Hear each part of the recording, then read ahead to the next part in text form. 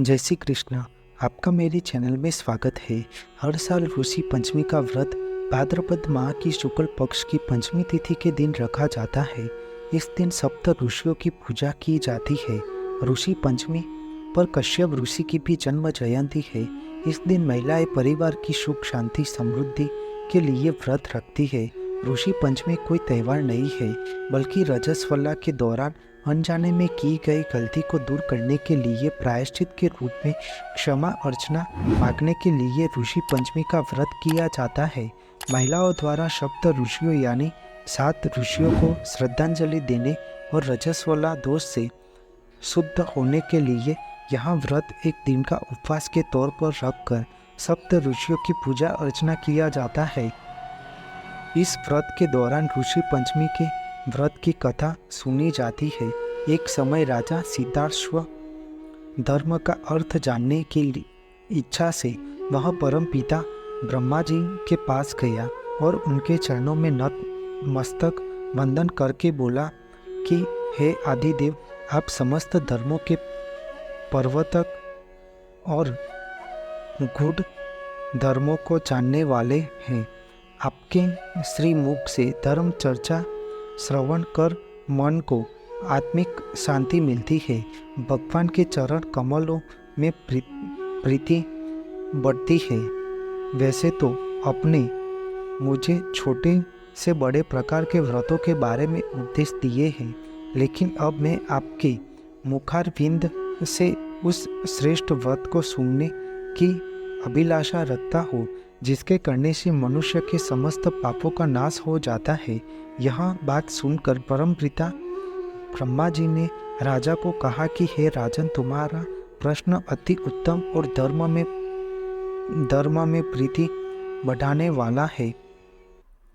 आज मैं तुमको समस्त पापों को नष्ट करने वाला सर्वोत्तम व्रत के बारे में बताता हूँ। इस व्रत को ऋषि पंचमी के नाम से जाना जाता है। इस व्रत को करने वाला मनुष्य अपने समस्त पापों से सहज छुटकारा पा लेता है। ऋषि पंचमी की कथा इस प्रकार है कि सतयुग में विदर्भ नगरी में सेनजीत नामक राजा हुए थे। वह ऋषियों का बहुत ही आदर सम्मान करते थे। उन्हीं के राजा में एक कुशक सुमित्र था। उसकी पत्नी जयश्री अत्यंत पतिव्रता स्त्री थी। एक समय वर्षा ऋतु में जब उसकी पत्नी खेती के कामों में लगी हुई थी तो वह रजस्वला हो गई। उसको रजस्वला होने का पता लग गया, फिर भी वह घर के सभी कामों में लगी रहती थी। कुछ समय बाद वह दोनों स्त्री पुरुष अपनी अपनी आयु भोगकर मृत्यु को प्राप्त हुए।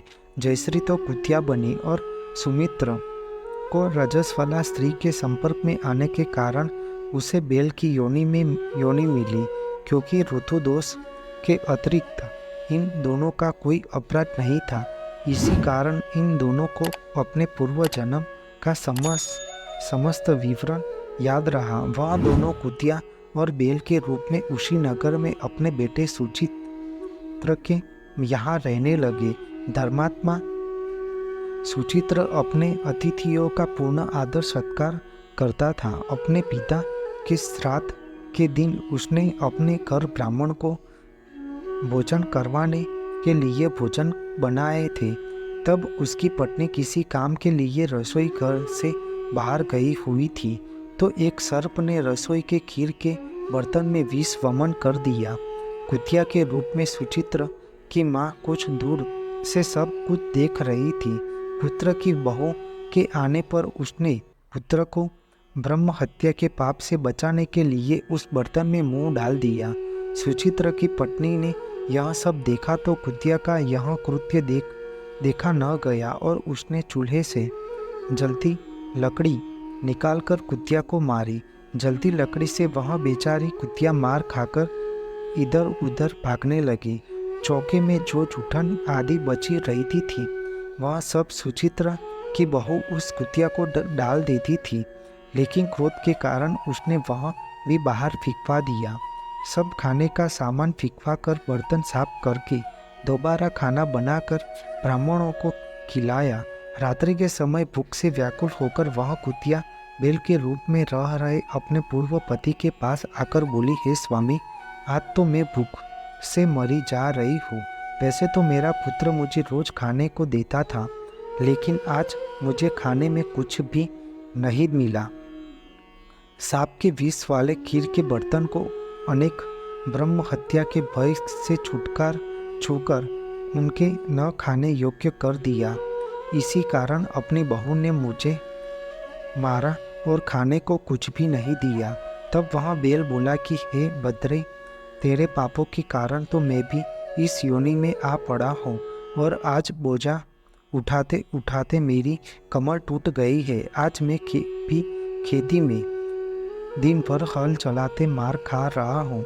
मेरे पुत्र ने आज मुझे भी भोजन नहीं दिया और मुझे भी बहुत मारा है। मुझे इस प्रकार कष्ट देकर उसने इस व्रत को निष्फल कर दिया।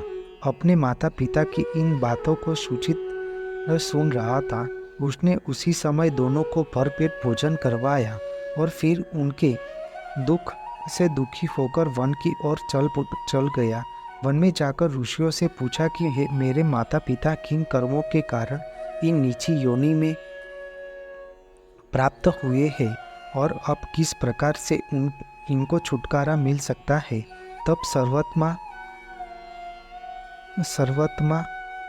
ऋषि बोले, तुम इनकी मुक्ति के लिए पत्नी सहित ऋषि पंचमी का व्रत धारण करो तथा उसका फल अपने माता पिता को समर्पित करो, तब उनको इस पाप से मुक्ति मिलेगी। इसलिए तुम्हें भाद्रपद महीने की शुक्ल पक्ष की पंचमी के दिन सुबह नदी के पवित्र जल से स्नान करना और नए रेशमी कपड़े पहनकर अपनी पत्नी सहित सप्त ऋषियों की पूजा अर्चना करना है। इतना सुनकर सुचित्र अपने घर लौट आया और अपनी पत्नी सहित विधि विधान से सप्त ऋषियों की पूजा एवं व्रत किया। उसके पुण्य फल से माता पिता दोनों पशु योनियों से छुटकारा मिल गया। इसलिए ऋषि पंचमी का व्रत को करने से सभी प्रकार के पापों से मुक्ति मिलती है और जीवन में सुख शांति सदैव के लिए बनी रहती है। आपको मेरी यह माहिती अच्छी लगी हो तो मेरे चैनल को लाइक, शेयर, कमेंट, सब्सक्राइब करें और बेल आइकन को दबाना ना भूलें। जय स्वामीनारायण।